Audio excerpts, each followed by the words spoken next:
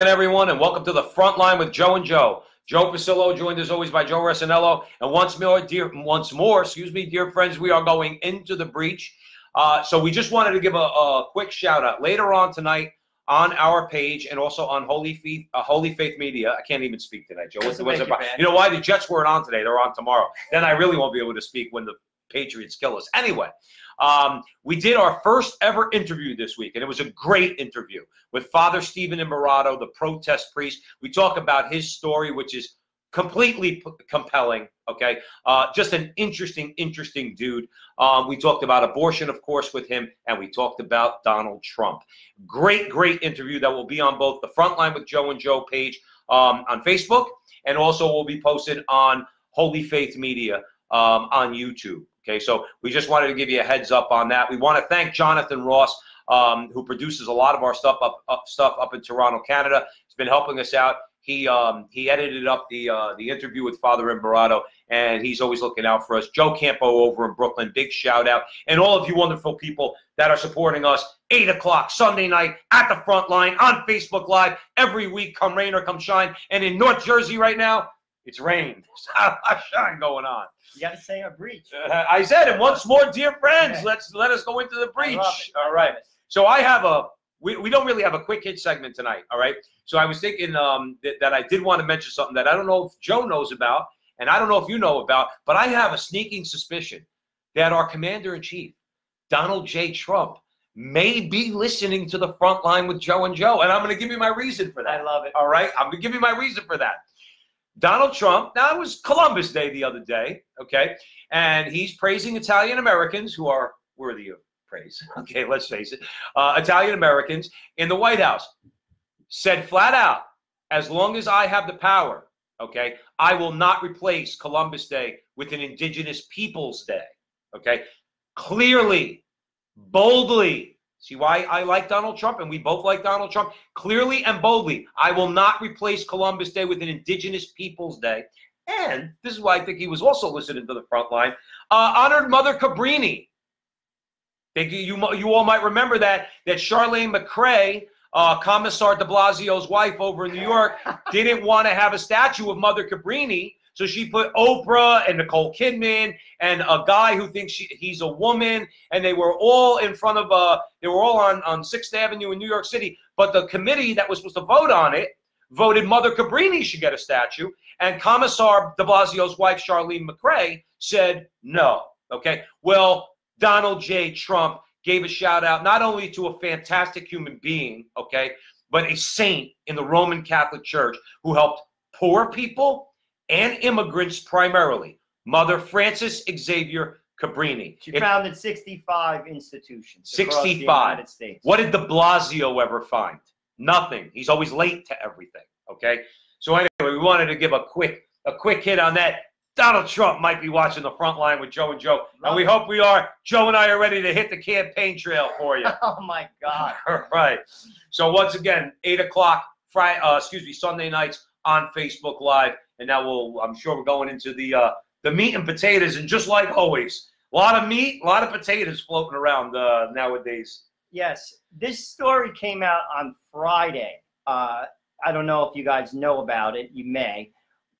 It was basically, it's a billboard that was put up into Times Square on Wednesday. I saw the story on Friday. It's shocking, if you ask me. And I invite you all to look it up as we go through this story and see for yourself. Basically, a company, the name of the company is Devani. They are an athletic clothing brand out of Portland, Oregon. Portland, there's a shock. Yes. They posted a billboard in Times Square showing Donald Trump hogtied by like a very aggressive, fit woman who happened to be an ex-Marine. It's almost like a sci-fi looking woman, but it's a real picture. It looks half real, half anime. Like you can't tell. It's all airbrushed, all that kind of stuff.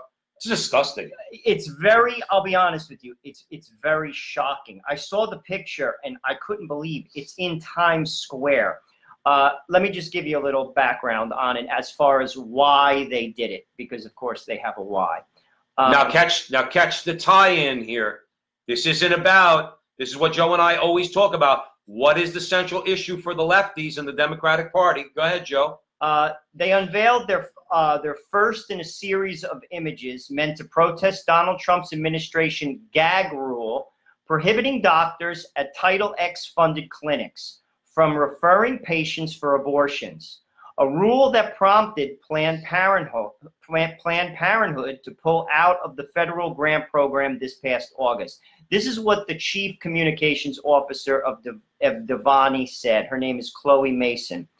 We are proud to join Planned Parenthood in defending women from assaults on our reproductive rights. The Trump administration policies are threatening the health and bodily autonomy of women, especially women of color, low-income women, and LGBTQ women. Okay, LGBTQ women don't get pregnant. We got that straight, first of all. They are not getting pregnant, okay? They're lesbian, bi, transgender, whatever. Every other, it's non-heterosexual. So they don't get pregnant. So, Chloe, that argument's out the window. Women of color are being murdered in their mother's wombs every single day in New York City by Planned Parenthood, and we've covered it before on this show. You are the racist, Chloe. You are the racist, not Donald Trump. Don't bring race into this. Race and abortion, is that a joke? Well, that's also just to make the facts clear. 2 out of 3 black children are aborted in New York City. This was advertised during the Bloomberg administration on a billboard in Soho. And Mike Bloomberg told them they had to take it down because he was afraid it was going to cause a riot. A riot. So you can't put up a fact on a billboard that 2 out of 3 babies of color are killed in the womb in New York City. 2 out of 3. All right. Bloomberg, another commissar. That guy's never going to become president of the United States. Another comrade, champion of free speech, I'm sure. Okay. Forces them to take down that billboard. But Devani is allowed to post this in Times Square. They're allowed to post this in Times Square. I'll be honest with you. Look at the image. There's a number of them. The one in Times Square, it's shocking. I cannot believe, listen, you don't have to like Donald Trump.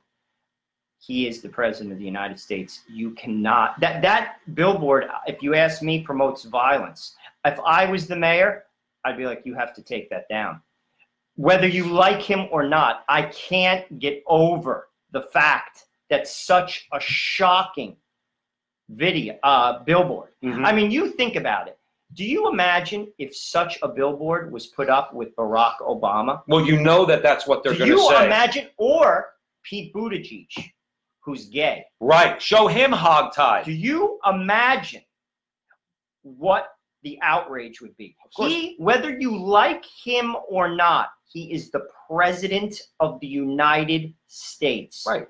It is unbelievable, right, that is there. I'll be honest with you. I saw it. It stopped me in my tracks. Joe, I was just like, I can't believe it. Joe, I'm going to tell you something because I already know their talking points. Their talking points. Well, you did it to Obama. I never saw anything like that.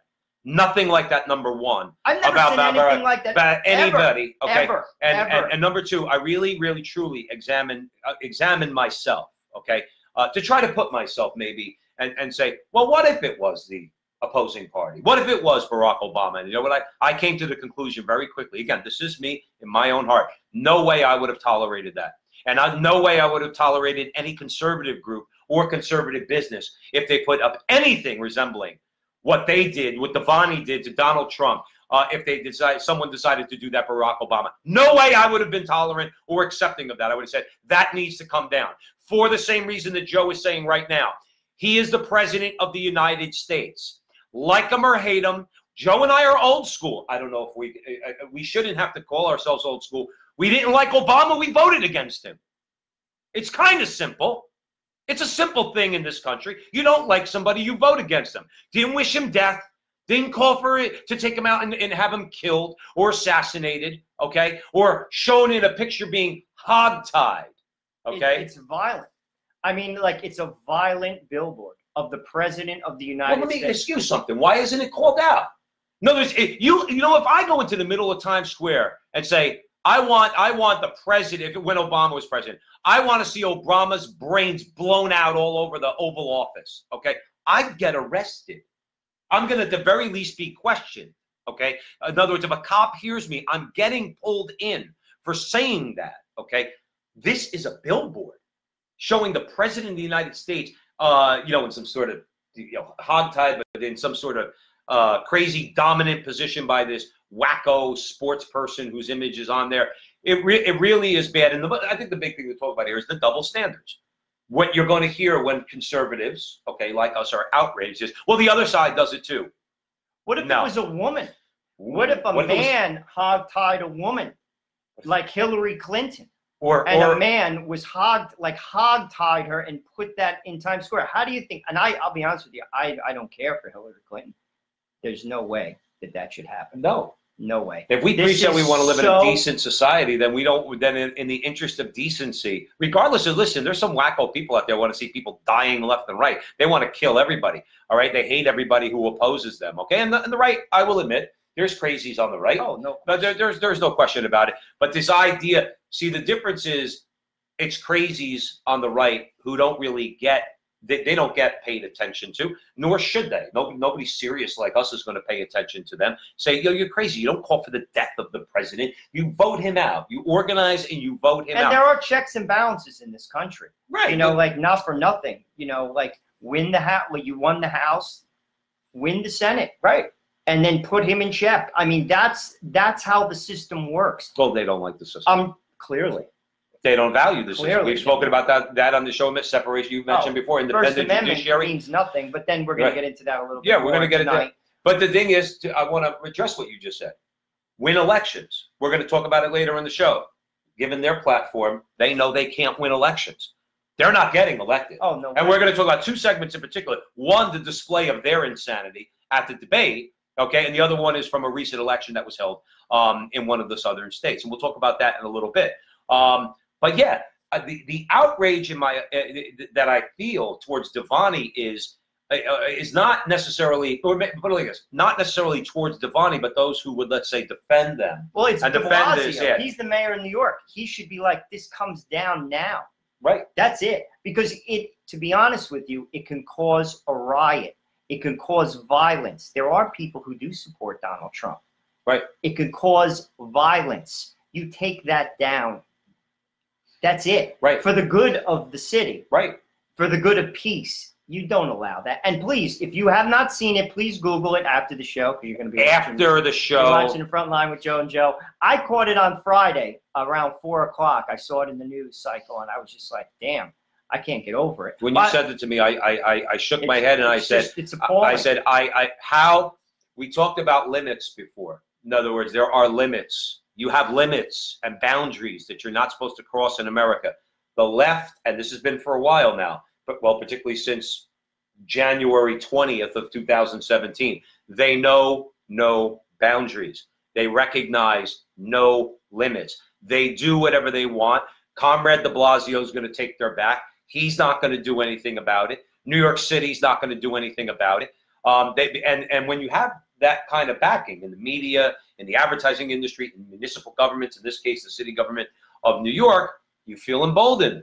We'll do what we want. And every insane thought that they can illustrate for you, in this case, a billboard, and this is their fantasy, by the way. They fantasize about this. There's a number of images, too. That's just one. That's one. Look it up. There's a series of images, all of which are, to be honest with you, they're just shocking. Right. They're just like, I'm like, oh, my God. And the thing is, and when it comes down to it, there will be people in the future. Joe and I won't advocate for it. We will not, okay? But there will be people, because eventually we're going to have a female president, probably going to be a Democrat, probably going to be a wacko like Kamala Harris or what's her name, Elizabeth Warren, okay? And somebody's going to post a billboard like that. It won't be in New York City. Maybe it'll be in Dallas, Texas, okay?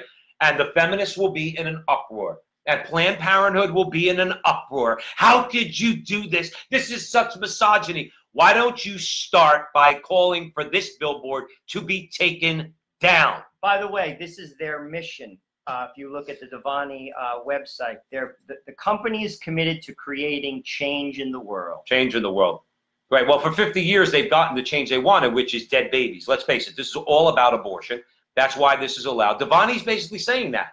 They are saying that They're referencing Planned Parenthood, and they stand with Planned Parenthood. It's again, this is all underneath it all about abortion.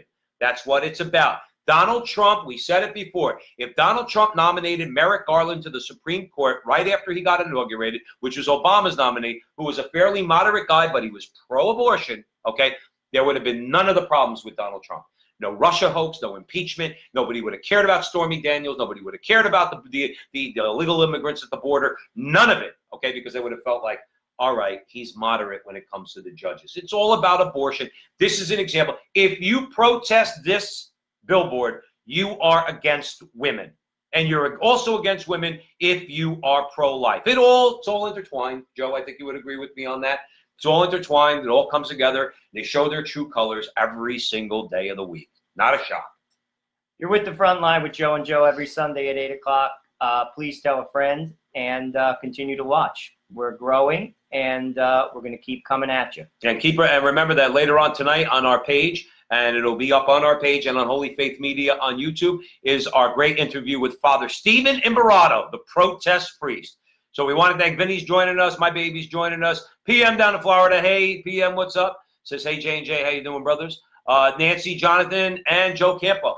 Welcome, everyone. We got a bunch of people watching out there who choose not to be identified. I love it. I love it. Next segment, STD rate at an all-time high due to promiscuity and drug use. No. Shocking. Shocking. Now, this is not us saying it. It's the U.S. Center for Disease and Control Prevention, CDC. This is a 2018 study. Let me give you the numbers as they are stated by the study. Syphilis rose by 115,000 cases. Gonorrhea rose by 580,000 cases. Cases of chlamydia rose by more than 1.7 million cases. And here's another lovely 40% spike in the number of infants born with syphilis. Nice. How's your sexual liberation doing for you? Nice. Because that's what that is, Joe. Well, clearly we live in a sexually saturated culture. The thing I find interesting is this, especially when it comes to kids.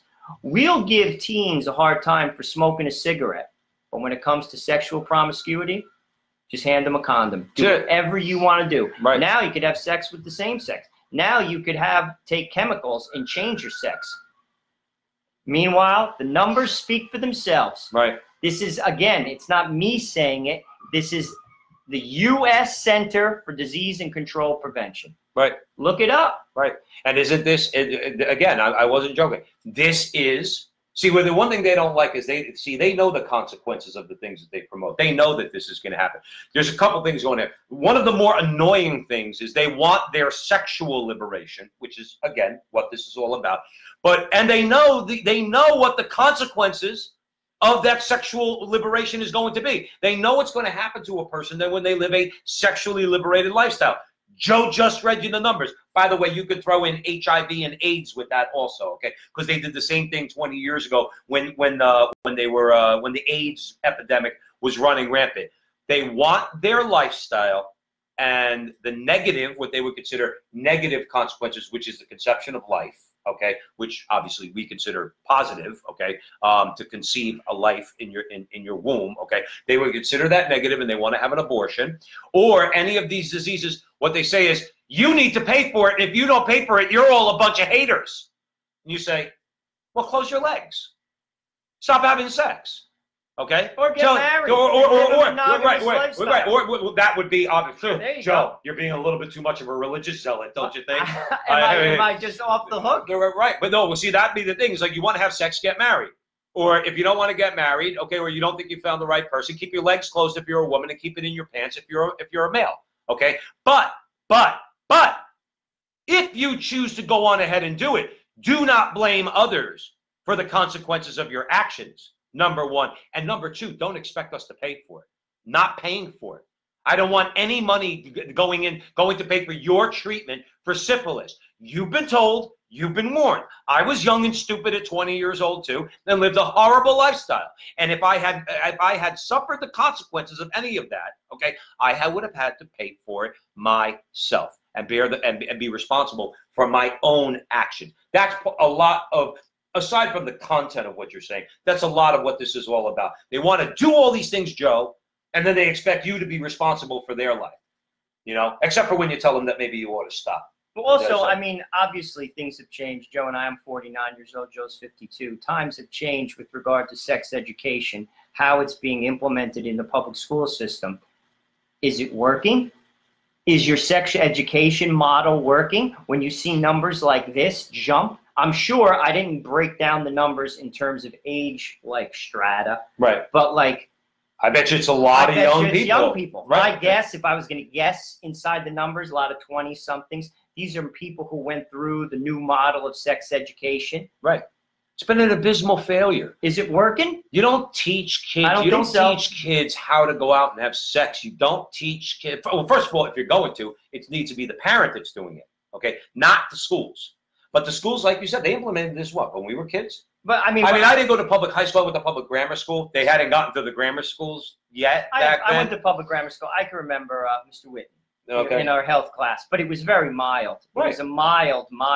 I mean, we're going to get into a segment right after this in the state of Illinois, which is a very liberal state, and how parents are troubled by what's being taught. And we're going to go into some detail on that next, because that was in the news. Right, but it's like you said, one can read these statistics, okay, and Joe and I have talked about lukewarm people before, okay, and say, well, it's not my kid, so I don't care. Well, that's how most people live, sadly, Joe. Well, like, no, sadly, I know, I get it. But sadly, that's how, like, America as a whole, like, basically shut my front door, the heck with you. Well, then you just, that's sad, Joe, that's true. You just stated the reason why we're at the front line, 8 o'clock every Sunday night on Facebook Live, because we need to wake those people up. The left talks about being woke, okay? They say, you need to be woke, okay? We're going to give you a verbal backhand to wake you up. Stop being lukewarm. My point is that a lot of people, they say, well, it's not my kid. My kid doesn't have syphilis. My kid doesn't have gonorrhea. My kid doesn't have chlamydia.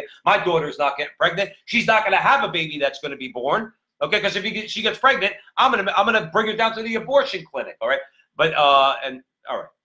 But my point is that it matters when it starts to hit home. When little Susie comes home and says, and has to admit at 15 years old that she's got chlamydia, okay?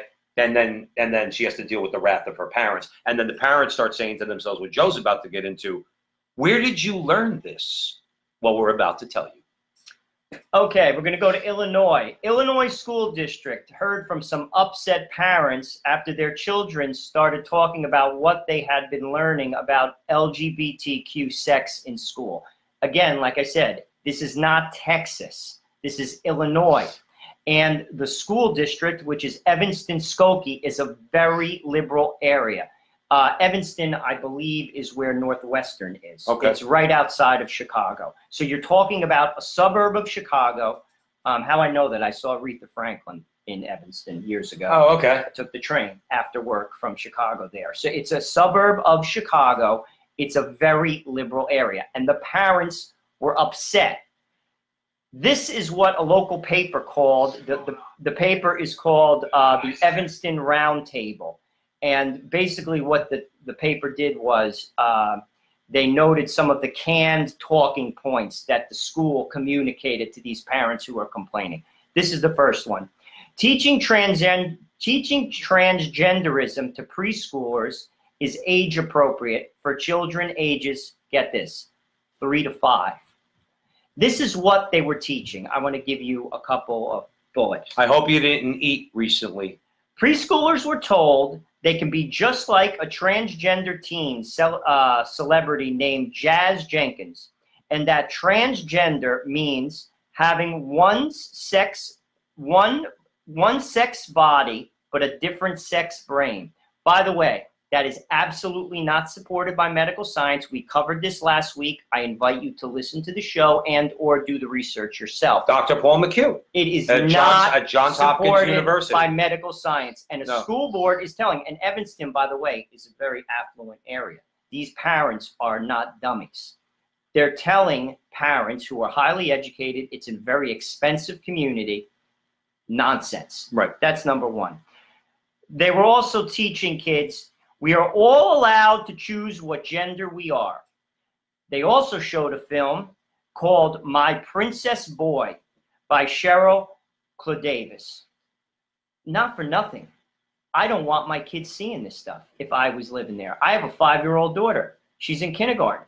There is no way that I want my kid seeing this. But don't you understand the frustrating? But Joe, don't you understand? And the neither do they. Right. Well, right. But the thing is, don't you understand the frustrating part? The school board will just turn around, then take your kid out of school. Send your kid to a private school. If you don't like it, too bad.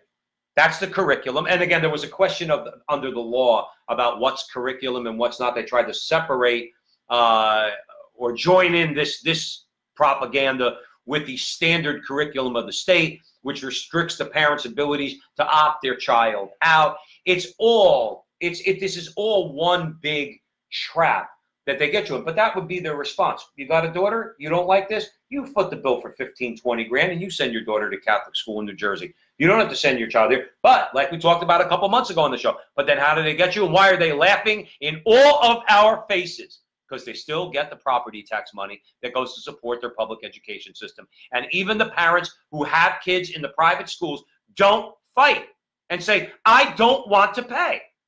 I don't want to pay. Start supporting charter schools that don't allow this propaganda in the schools. Because that's just what it is. Start supporting homeschooling. It's all propaganda. It's very sad. Another thing which they said to these parents, which I find to be humorous, is they said, religion has nothing to say about sex. You know, obviously that's geared towards the Christian. What about the Muslim? I'm sure there are Muslim people living in that area. Mm-hmm. Successful Muslim people living in that area. How do you think they're going to roll with that? I don't think they're going to take it lightly. Well, no, that's all I'm going to say. Was it? Where did we hear a story that somebody went to? They never, ever do it. They probably opt them out. Well, no, but let's talk about this. Well, you're going to talk about that now, right? About opting out. Well, yeah. Basically, you can't opt out. That's right. Another thing. And this is what they said to parents who asked to be opt out. This was the quote from the district. If the family says that they are refusing to have their child be part of the learning, we are not providing that safe space. I love that. Right, safe space. In the building and providing any form of alternate education. Right. You cannot opt out. And there's 2 states like it in this country. Same policy. It's California and New Jersey. You cannot opt out. Shocked about you cannot opt out. Then this is the problem. And again, we speak to our fellow New Jerseyans. You allow this. We allow this. We don't organize. Well, I think a couple months ago there was a anti-LGBT rally that was going on in New Jersey, which is shocking. All right, that these parents went down to Trenton to protest some of this stuff. But there's no organized resistance to take their power away. How do you take their power away in New Jersey?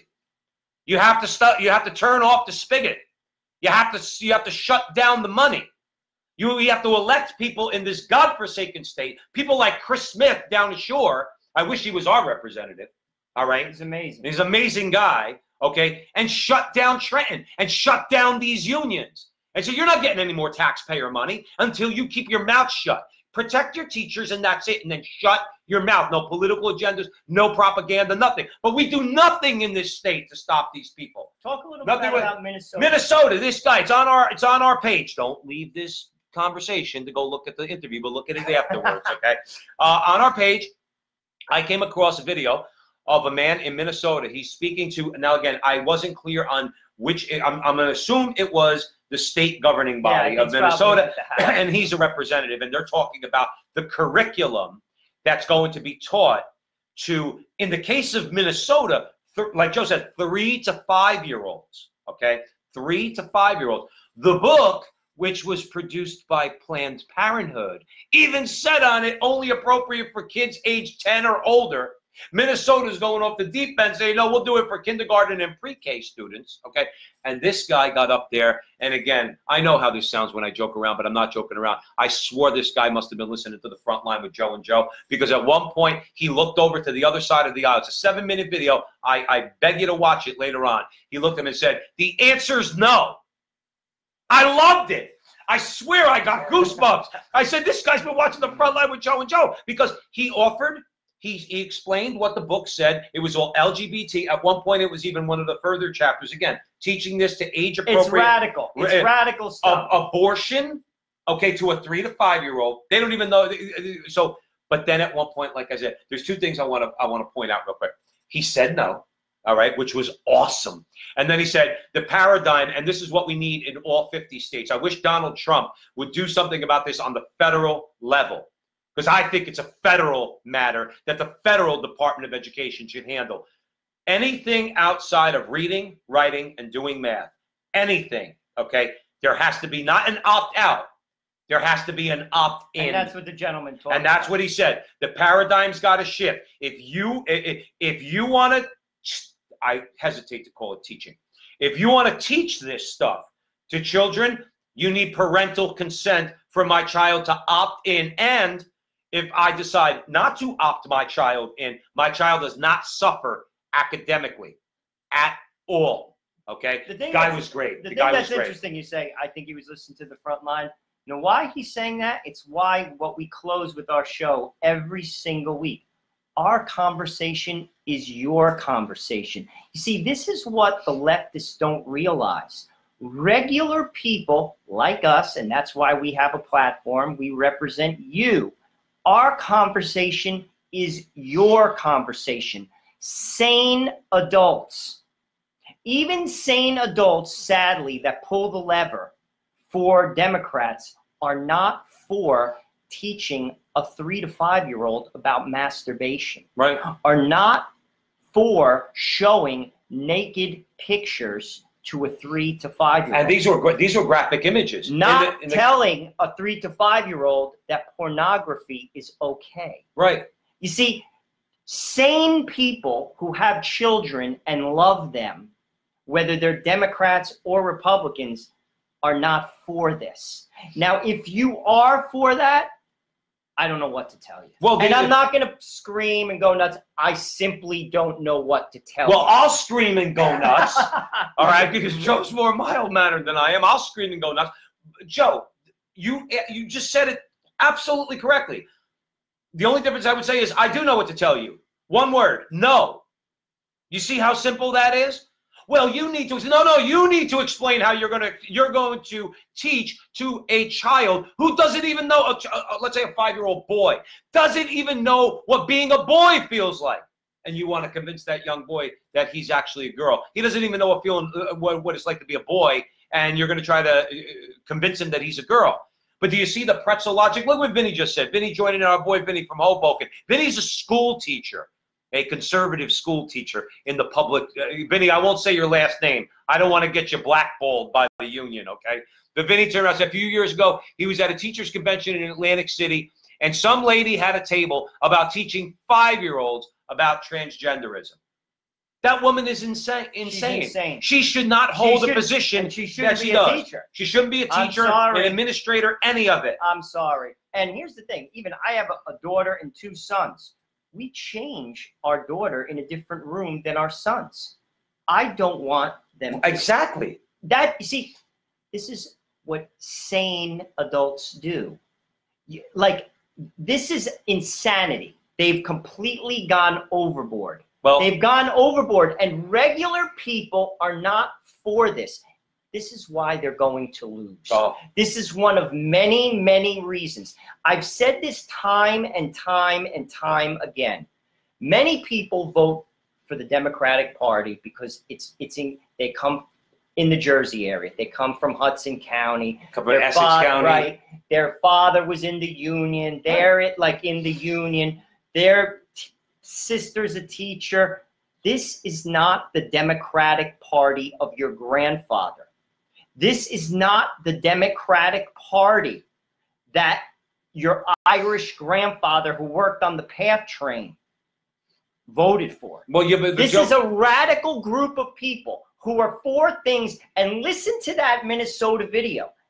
If you support that, I don't know what the heck. Well, honestly, I would say I don't know what to tell. If anybody who supports that's not watching our show. And if you have children in the public school system, and you want a 3 to 5-year-old to be taught about pornography, how it's okay to watch it, Something's wrong with you. I think. Sorry. Listen, I think your children should be taken away. I think your children should be taken away. Something's wrong with you. You have kids? Sorry. You know, state separates. I don't know what to tell you. I told you this before. The state separates children from the parents all the time for the environment. Could be a neglectful environment, an abusive environment. This is child abuse. Dr. Paul McHugh said that. In other words, and others have said that at Johns Hopkins University, and other studies have been done. That if you teach this to a child, that is child abuse. Okay? Why aren't their kids taken away?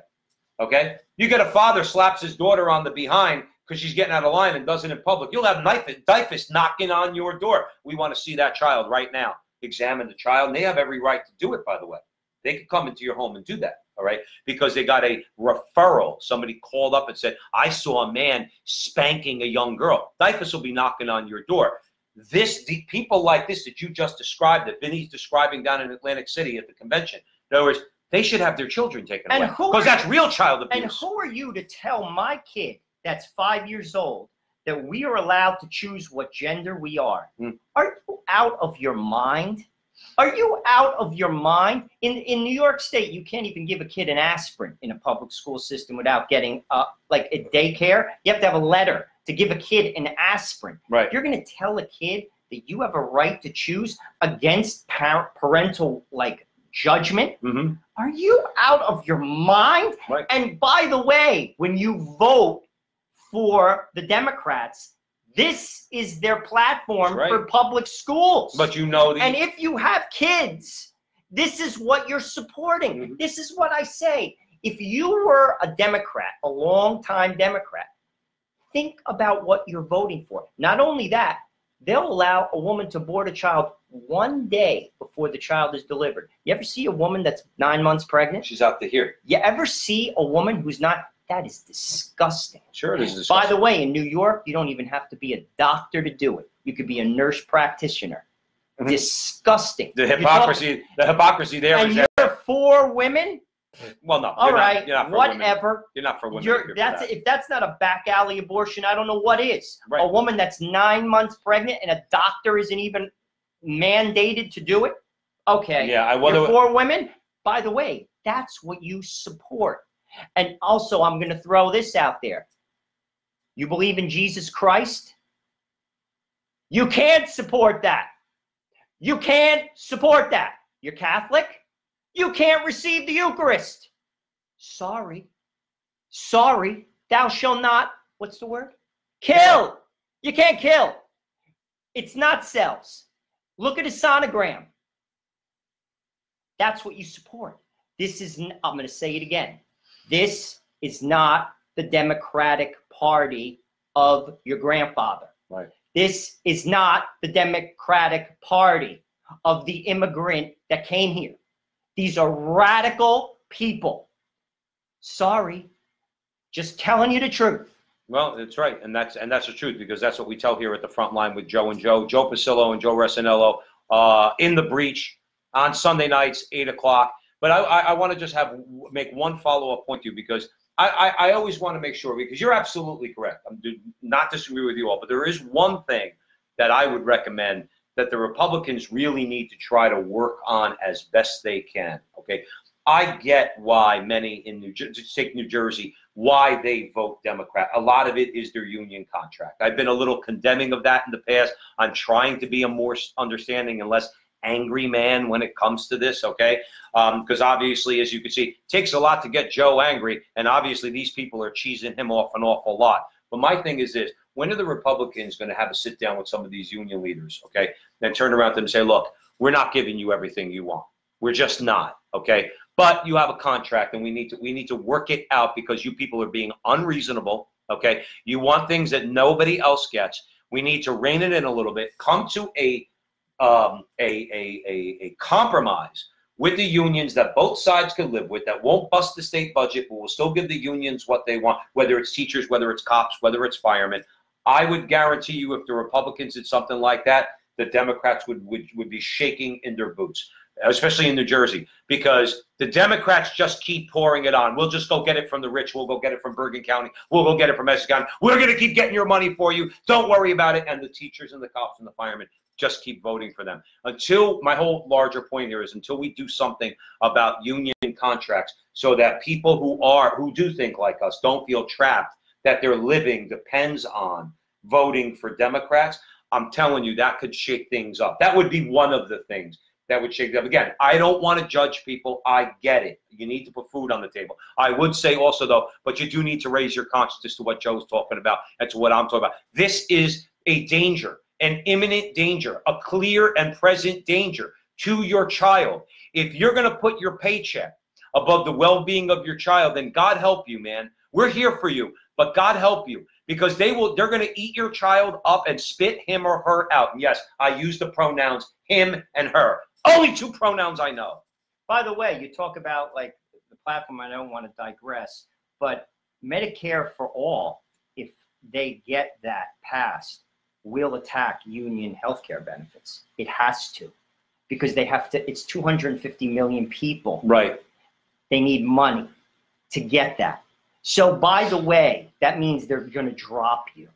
Your Cadillac plan, by the way, the New Jersey Teachers Union, they'll flip for the second that happens, they'll vote for Republicans. Well, see, that's why we'll get into that. That's a reality, and we're going to talk about that in our last segment. But let me, go ahead. Were you gonna make no, a point? because what I'm saying is, and this is what I was going to mention, Elizabeth Warren, during the debate, refuses to say that she's going to raise the taxes on the middle class for her Medicare for all. Right. Sanders absolutely says it straight out. Everyone's taxes go up. He's a full-on believer. Yeah.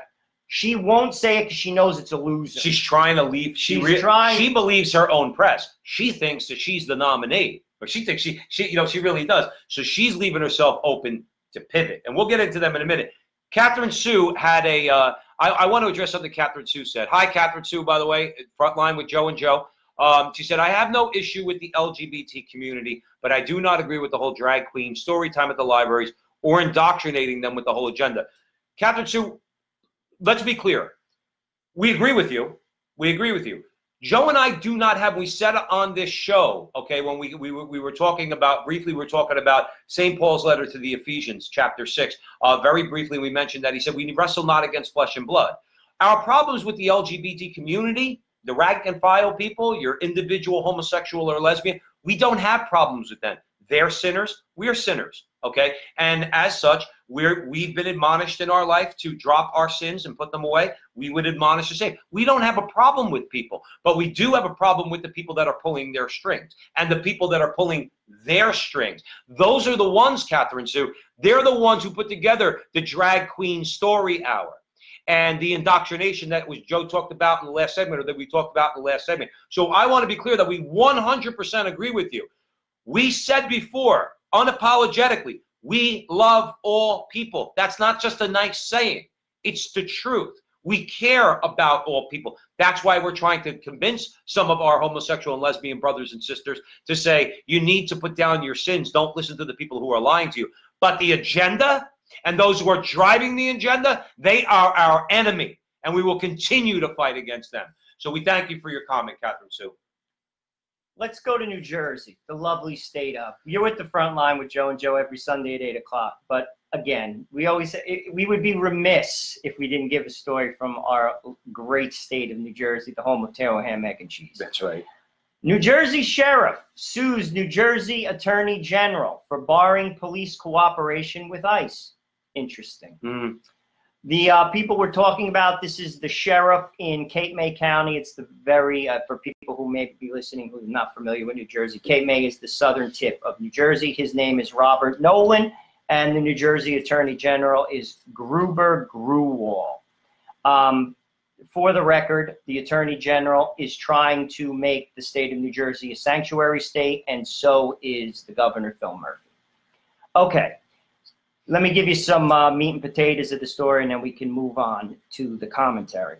Nolan and the Cape May County Board of Chosen Freeholders filed a suit in federal court Tuesday challenging New Jersey Attorney General, a New Jersey Attorney General directive barring Nolan and his officers from cooperating with U.S. Immigration and Customs Enforcement. This is what Nolan said after the Attorney General did this. By the way, Robert Nolan is a 35-year veteran of law enforcement. This was his comments. There is no common sense to it. The entire situation is absurd madness. I never thought I'd see the day that I can't work with a fellow law enforcement officer.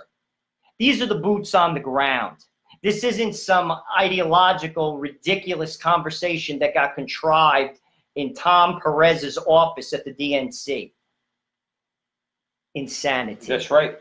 This is why you're going to lose. And badly. This is why you are going to lose. Think about this. This guy is charged with protecting the people of Cape May County. Is that yes, Cape May County? Correct. Cape May, that's his responsibility. And his home. That is the oath of office that he took. And if he deems it appropriate to enforce federal law in regards to illegal immigrants in order to protect the people of Cape May County, he would be derelict in his duty if he didn't do it. But he's being forced to do so by the Attorney General of the state of New Jersey, and of course by our loved, weird-looking, crazy-looking Governor Murphy. Okay, still can't figure out his face, man. He gives me the creeps. But my point is that what about his responsibilities? You know what their attitude is? Well, no, we know better than you. No, you don't. You've been an attorney general for how long? This guy's been law enforcement for 35 years. He knows, like Joe said, he's boots on the ground.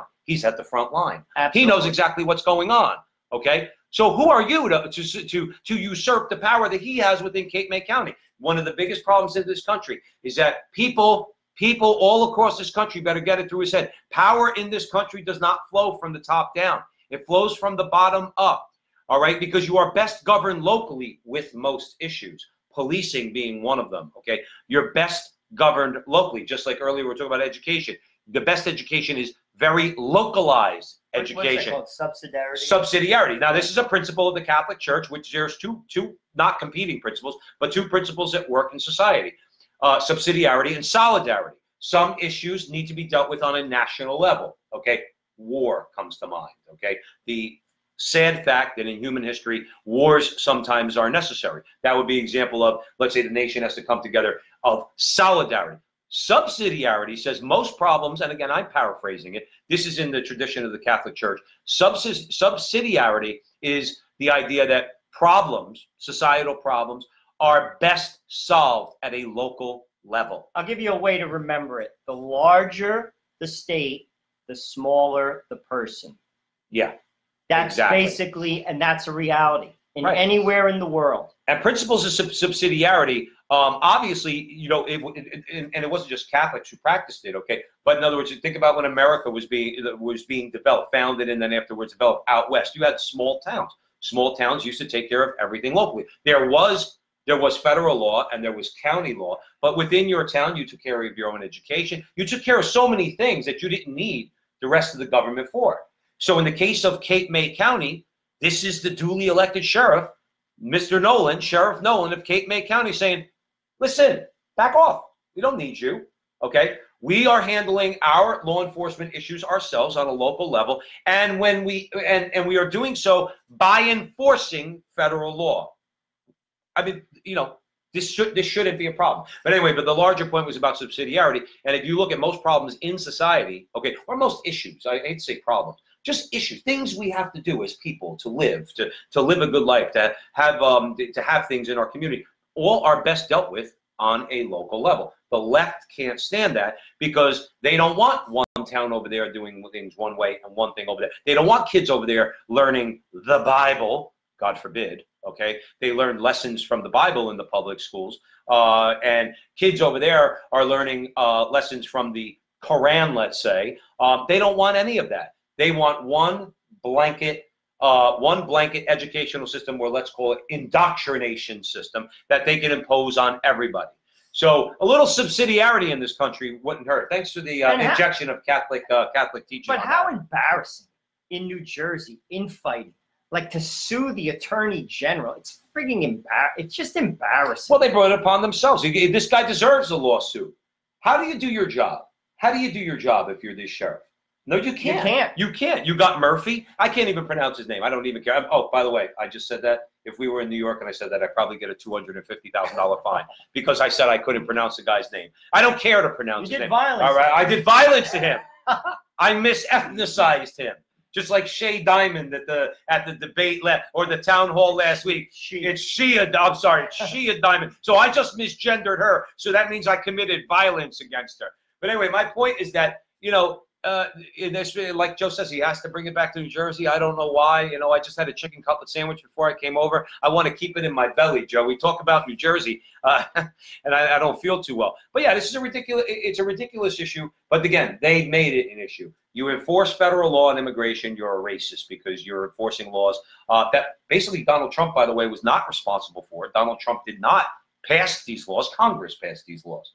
And it was way before Donald Trump ever came into office. That's another thing they hate to acknowledge. They have the power to change the law. They have the House of Representatives, don't they? They know they're not getting anything through the Senate, but they can pass laws.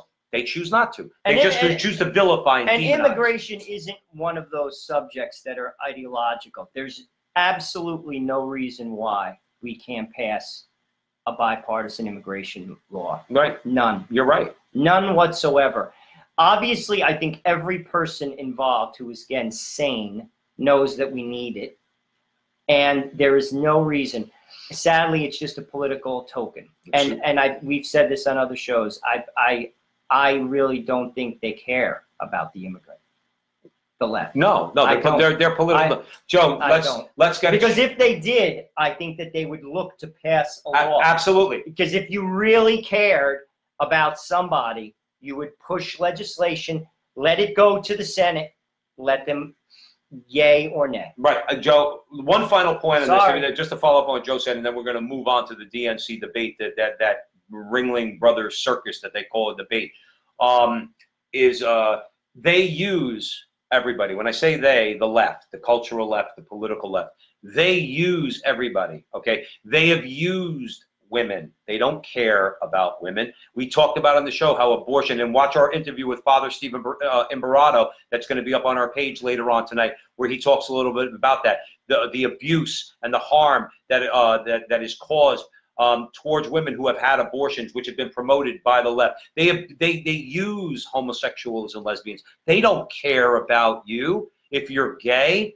They don't care about you. You're useful to them. They use black people. Black people have woken up to that, by the way, and have for quite some time, but even more so now with Trump. They use black people for years. They don't care about black people. If they did, they would prevent abortions in New York City, where most of the kids being aborted and killed are in the womb are black. Because many people are like, "What are you talking about? They don't support homosexuals." What about Andy Ngo in Portland? Perfect example. He's a gay conservative. He was beat up by Antifa. Press didn't do anything. Didn't even want to touch it. They didn't care about Andy Ngo. He's gay. Because his problem was... And he was beat up. Right. Because he's a heretic, you see. They accuse the Catholic Church of talking about things like heresy and apostasy, okay? They are more ruthless than they've ever been able to describe the Catholic Church, okay, when it comes to these things. If you're a heretic, Andy Ngo is a self-identified homosexual man. He got the crap beat out of him by Antifa, and like Joe said, they said nothing. They did not come to his defense. They did not condemn Antifa. What's his sin? Heresy. You're gay, yes, Andy, but you're conservative, okay? Same thing with blacks. How come they're vilifying black people? We're supporting Donald Trump. Same thing. You're heretical. Candace Owens was a Democrat her whole life. She's a young African-American woman. Democrat her whole life. She saw the light, and she, politically speaking, she converted to conservatism. She's an apostate. She's got to go. Okay? You see how they operate? You think, all you people out there on the left, rank and file people, whether you're gay, whether you're black, whether you think you're a feminist, I don't even know what that means. You think they're on your side. They're not. They're using you. They're using you for their own power. Let's go to our last segment of the night. Again, we got two more, don't we? Okay. One and a half. 1.5. But what's it called? No worries. You're at the front line with Joe and Joe every Sunday at 8 o'clock. We would be remiss if we didn't talk about the fourth DNC debate, which took place in Ohio this week. The top 12 presidential candidates squared off. Not a lot of new stuff really took place. I think that my glaring observation was Warren is now the top dog. They were squarely going at her. Biden is not the focus of attention. My opinion, it's my opinion. I think Joe Biden is done. I don't think the party wants him, and frankly, I think this scandal has sunk him. That's my opinion. They showed a clip of him the other day online, not at the debate, talking about something else. He was Joe, I'm serious. I'm not picking on the guy. He was completely incoherent. You couldn't understand anything. He went on like this 2-minute run-on sentence that just completely meant nothing. It's like I'm saying to myself, is he speaking in code? Like is he trying to get something across? It made like he could say something I disagree with and say, okay, Joe, I disagree with you on that. This was the thing. I'm saying to myself, he's shot. Well, Joe made a good point about this, the scandal that's going to come back and bite him in the butt. It is absolutely going to do that, okay? And his son, okay? And knowing he's going through this now, what happens if he actually does get the nomination? Then he's got to go into the buzzsaw known as Donald Trump. I think his mom, I think he can't keep this. I'm not saying there's anything, he's sick. What I'm saying is he's so overwhelmed, I think he can't keep his thoughts straight. He can't really make a coherent statement. Not for nothing, it's as clear as day that there was that it was a quid pro quo relationship. Oh, with his son? I mean, it's as clear as day. Yeah. So, I mean, if you don't think that, you just drank the Kool-Aid, I don't know what to tell you. We're not going to argue. Yeah, I'm not going to argue that point. That is just as clear as day. I would love if people noticed on this show. A lot of these points we don't argue, right? Let them argue about it. They speak for themselves. We argue about motive, all right? We speak to hypocrisy. We speak to lies, okay? If Donald Trump did something that's impeachable, go ahead, knock yourself. My attitude is, go try it. Try it. Try it. Go ahead. If you have the political stones to do it, then do it. Okay, and we'll let the chips fall where they may. Joe and I lived okay during 8 years of the Obama administration. We didn't need safe spaces and crying rooms. We weren't triggered by Obama's election, okay? We just dealt with it as Americans, and we moved on knowing there's going to be future elections. As adults. So the thing is, we don't argue about a lot of stuff, but why we're at the front line is because the bullets that are flying are the hypocrisy, the lies, the attacks on religious people, particularly Catholics, okay? That's what we're here for. So go ahead. Let's hear some gems. But in terms of like what's been repeated in the past, which brought up again, I just want to bring up 2 points in particular. One was, again, the Elizabeth Warren healthcare plan, Medicare for all. She refuses to admit that the middle class will be impacted from a financial perspective via taxes. By the way, it's financially impossible that they won't. Also, all you union guys and gals out there, if Medicare for all gets passed, they're taking your health care. That's right. Keep that in mind. Keep that in mind. When you pull the lever. That's right. That's a fact. Well, you Democrats out in Youngstown, Keep it in mind. Cleveland, and in this Detroit. is what I'm talking about. I want people to think. It's not, you see, this is a sad thing, and I'm not indicting anyone who's listening to this because it's on both sides of the aisle. It's low information voting. People vote from their gut. You have to think. Think about the issues. Read about them. Use your common sense. Common sense goes a long way in life. That's right. I'll be honest with you. Common sense will take you a lot farther than a Harvard degree at some people. Well, we got our PhDs in common sense. There it is. There it is. And another thing, too, is Joe was mentioning, stop listening to your union bosses. And if you're going to listen to your union bosses, go out and do some research yourself. And then go back and challenge your union boss. Say, wait a minute, Elizabeth Warren wants to take away our health care. And don't listen to them when they lie and they tell you, no, that's not true. She has said it. Now, correct me if I'm wrong. A number of them, not all of them, a number of them have basically gone in to say they're taking over the whole system. Well, it's 250,000 people. Million. I'm sorry, million people. 250 million people. And by the way, even with everyone in the pot, they still can't afford it. They can't pay for it. They can't pay for it. Right. So they're taking your health care. Right. Just like they're going to take mine, but they don't care about me. They'll take away, my company will drop me like a heartbeat and make me go on the state insurance. That will happen in one day. But they don't care about me. They're not going to carve it out for you. No. Just so you know. They did that. Just so you know. They did that with Obamacare. Okay. They will not. They're not going to do that with Medicare for all. They can't get away. They will lose so much politically if it's blatant payoff to you union people if they turn around and carve it out. You're going into the state plan. If you have a child that's born with diabetes, they're going to tell you, take your kid home and let him or her die. We're not paying for it. If your mother, who's 80 years old, breaks her hip and you bring her to the hospital, you say, take her home and let her die. We're not paying for it because your child can't work, nor can your 80-year-old mother. The only people who are going to get taken care of in a state system are people that can work and people who agree with them politically. Okay, don't think that this isn't infused with George Orwell's 1984. They want to use the healthcare system as a political weapon, is what they want to do. And yes, they want to control life or death. Don't care if people say that's conspiracy theory. That's absolutely true. I pray for you. If you vote for this Medicare for All plan or any of these people who are proposing it, I pray for you that you do not give birth to a child who has any kind of illness. Or better, the child won't even be born. Oh yeah, they'll just say, yeah, you have to abort. We'll pay for the abortion. That's exactly right. We'll pay they for the will abortion. tell you in the womb if there's a problem and it's detected. They're going to say, I'm not paying for it. Right. You see, this is where people, I shake my head. People have this delusion that someone is going to take care of you in life.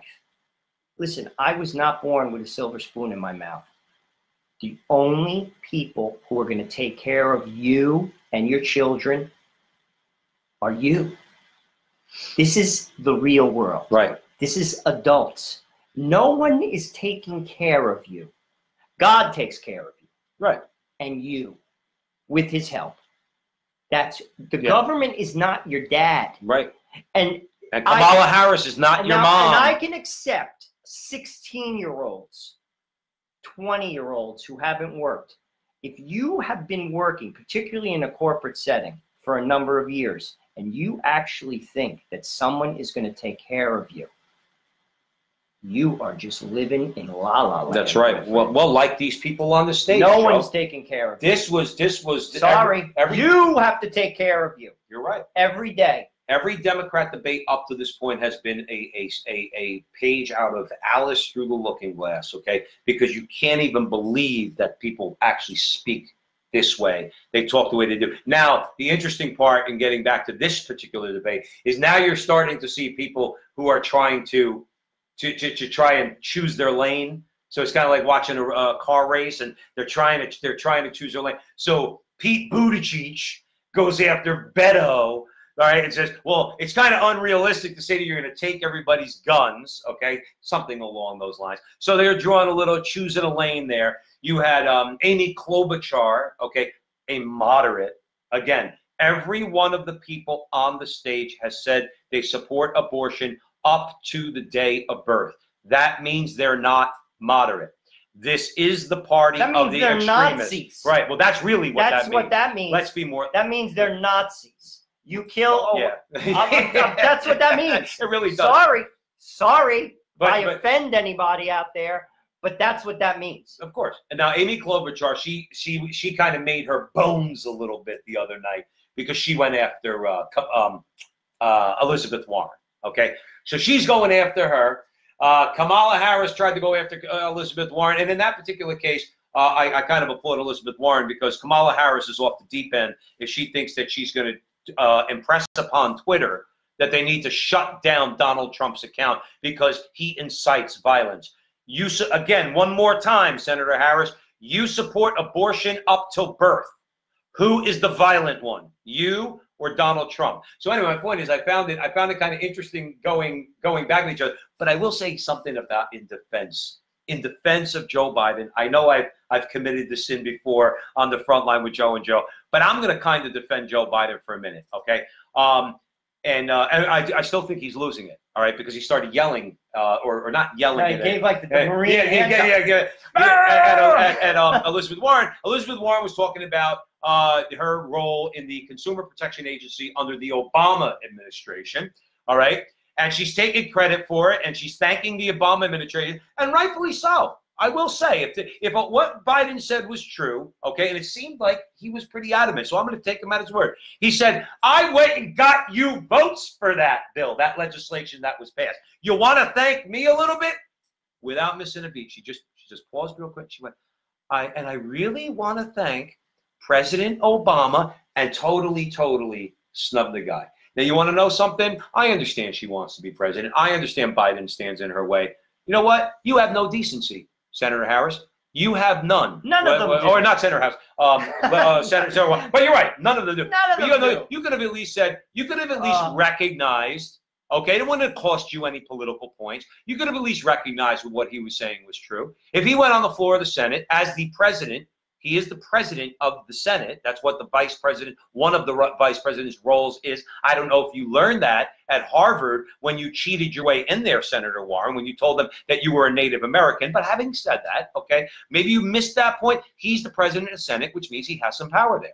And if he went and he whipped some of the guys in line and said, you're going to vote for this legislation, why don't you give him credit? Why didn't you give him credit? Because you're vicious. You come across as a nice old lady, but you know what you are? And with every word that comes out of your mouth, you are a vicious, vicious leftist. That's what you are. And if you think what we're saying is off the beaten path, or basically we're the radicals, I think it's also a lot of people are taking note, because again, I'm going to say this again, our conversation is your conversation. And we saw that this week in the state of Louisiana. Hold on. We went from New Jersey to an actual sane state. Well, there it is. Louisiana. Go ahead, Joe. But I love this story. And we're ending on a hopeful note, by the way. Yes. This is we want you all, Joe, I'm sorry to interrupt. We're ending this show with this segment because we could talk about the disasters that, or their scorched earth, okay, that they leave in their wake with everything they're trying to do. But now here's an example of people who are saying no. Go ahead, Joe. Basically, in Louisiana, by the way, it's a state that can go Republican or Democratic. It flips. They had a moderate Democratic governor who, his name is John Bel Edwards, faces a runoff. He didn't get 50% of the vote. And the Senate took a super majority towards the Republicans. Now, you have to ask yourself, is all of this impeachment obsession, is all of this way out of the mainstream leftist propaganda, and that's what it is, translating to the kitchen table of America? I am saying it is not. It is not. It is not. And this is what they have to get through their thick head. It's not. This is proof. This happened this week. The press didn't cover it, by the way. No, of course not. Press didn't cover this. Press not going to cover this one bit. They covered Roy Moore in Alabama. That was a big story. You remember Roy Moore? It's just going to show a chink in Donald Trump's armor. Republican state. Roy Moore, flawed candidate. No question. Roy Moore was a flawed candidate. Okay. And people didn't just take to him, or didn't take him. John Bel Edwards is a pretty popular guy in Louisiana, and a moderate Democrat. John Bel Edwards is about to lose the governorship because Eddie Rispone has just been, because they have a jungle primary, so that you have to get over 50% of the vote. And John Bel Edwards did not. Eddie Rispone was second. Now the third place finisher has now endorsed Eddie Rispone. So Eddie Rispone is going to be the next governor of the state of Louisiana. More importantly, Joe alluded to it, the state Senate is now in a super majority for the Republicans, and the state House, the House of Representatives, is within 7 votes of a super majority, which means the Republicans have the House. And I think there's going to be another special election, I believe, shortly, that might even swing that to a supermajority. But leave that aside. They were in the article that we read, it went right down the line. Governor, lieutenant governor, House, Senate, right down the line. You're talking about over 60% of the people of Louisiana, many of whom vote Democrat, gave the Republicans a huge victory. And that should make you, if you're a true believer in the Democratic Party, that should make you tremble. Right. If you ask me. That's an indicator. But they don't want to hear it. They rather listen to Jake Tapper. Right. I'm telling you, this is not translating to the kitchen table of America. That's right. Thank God. That's right. Actually. That's right. Thank God. People don't want to hear this nonsense. You're talking about people who don't have a political issue to run on. They're running on health care because they can't run on foreign policy. They've always wanted to come out of the Middle East. Donald Trump just pulled troops out of Syria. Okay. 50 people. Now, again, there's a lot of politics going on there. I get it. But Donald Trump at least made that gesture. There's a lot of things. Donald Trump imposed tariffs. That was a Democrat Party position, protectionism and tariffs and all that. So, you know, really, it's like, but they don't talk about any of these things. The only thing they talk about is health. Well, they are a party of hate. The only thing they talk about is healthcare, okay, which is, of course, important, all right? And I did read one article that we might talk about next week with where Donald Trump and the Republicans are now offering healthcare proposals to start bringing costs down, okay? But that's a conversation for another time. They stand up there and they push issues, as Joe was alluding to. They don't resonate at the kitchen table. When you get up there and you have that non-heterosexual CNN-produced Democrat town hall that they did last week with a 9-year-old girl who thinks she's a boy, and she, Shay, I know I'm misgendering her, and I'm going to get fined $250,000 if we were in the state of New York. And they see people like this, and they see a political party, rather than offering help to these people, they're affirming. I think Julian Castro said, we're here to affirm your lifestyle.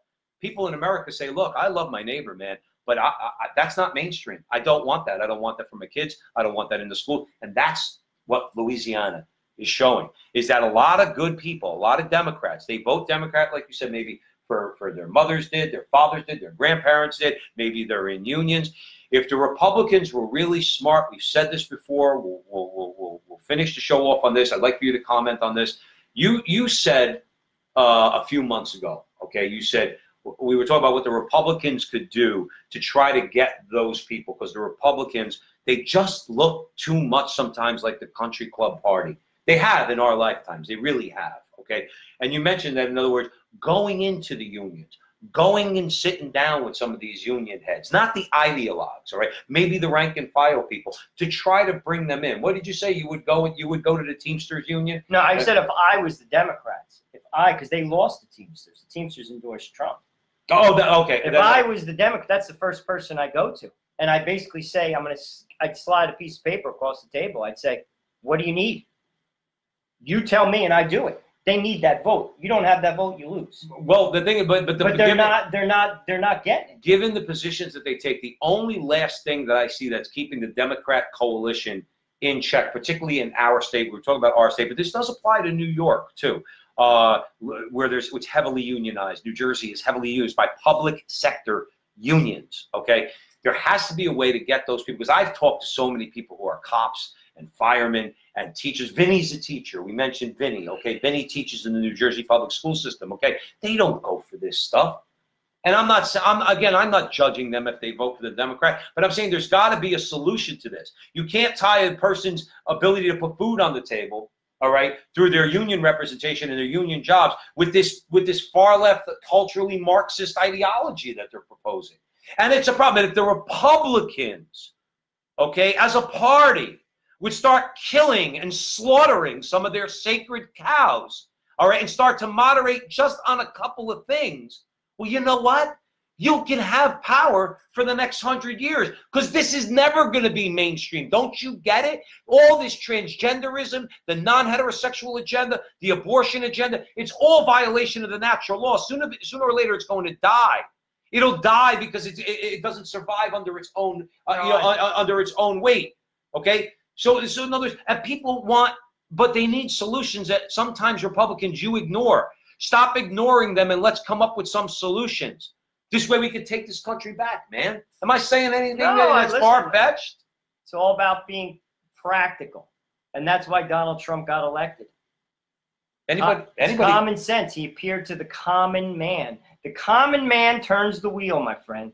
It's not, I say this all the time, it's not the $6 coffee drinker in cities. Right. Drinking 2 cups of $6 coffee a day. Right. It's a $2 Dunkin' Donuts guy. That's who keeps the country moving. Right. You gotta appeal to that guy and that gal.